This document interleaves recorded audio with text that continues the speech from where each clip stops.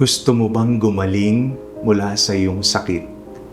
Ako po si Father Fiel Pareha at ito po ang ating segment, ang Daily Devotion, na kung saan tayo po ay magdarasal, magbabasa at magninilay kasama ng salita ng Diyos sa buong taon. Manalangin tayo. Sa ngalan ng Ama, ng Anak at ng Espiritu Santo. Amen.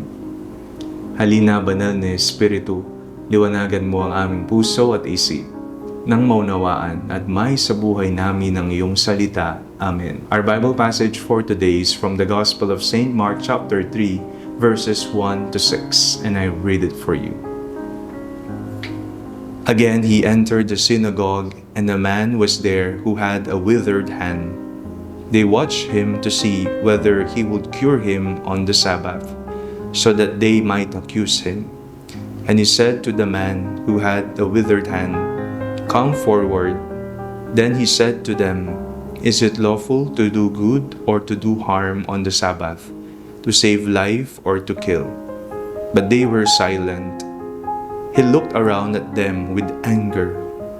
He was grieved at their hardness of heart and said to the man, "Stretch out your hand." He stretched it out, and his hand was restored. The Pharisees went out and immediately conspired with the Herodians against him, how to destroy him. Gusto mo bang gumaling mula sa iyong sakit? Kapag po pinag-uusapan natin ng sakit, hindi lamang po ito sa pisikal o sa katawan na sakit. Maaring, oo, ikaw ay may cancer ngayon, may diabetes, may sakit sa puso, at iba pa. Meron din pong sakit na tinatawag nating emotional sickness, na kung saan may pinagdadaanan kang malala. Siguro'y aligaga ka na sa buhay, hindi mo na alam kung anong gagawin mo, sapagkat napakaraming mga karanasan na bumabagabag na sa iyo, nadidepress ka na.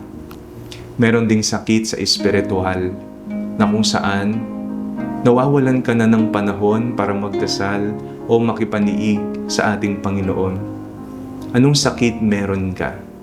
Gusto mo bang gumaling? Ang pagpapagaling ay isa ding desisyon na ating dapat gawin.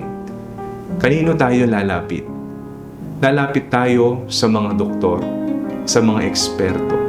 Pero lalapit din tayo, mas mahalaga, sa Panginoon, sapagkat Siya ang dakilang manggagamot para sa ating mga sakit, anumang uri ito.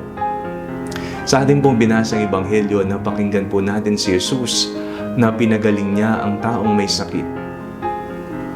Stretch out your hand. Yan po ang sinabi ni Jesus. At ito nga ay ginawa ng may sakit.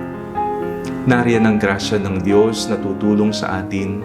Nariyan din ang panuto kung ano ang gagawin natin. Nasa sa atin na lang talaga kung tayo'y makikiisa sa pagpapagaling na dala ni Jesus. Sa mga panahon na tayo'y nasasaktan na, umaaray na. Umaaray dahil sa sakit sa katawan o maging sakit dahil sa gastos na ating kinakaharap. Sa mga panahon na tayo'y lugmok at nasa kadiliman na, naguguluhan na, tandaan natin, lumapit tayo kay Jesus. At ang grasya ni Jesus ay nag-uumapaw. Lumapit tayo ng may kababaang loob at may pagkukusa. At sabihin natin, Panginoon, nais po naming gumaling. Manalangin tayo. Panginoong Jesucristo, inilalapit po namin sa inyo ang lahat ng mga may sakit. Ang sakit na amin ding iniinda araw-araw. Pagalingin po ninyo kami. Amen. Sa ngalan ng Ama, ng Anak at ng Espiritu Santo. Amen.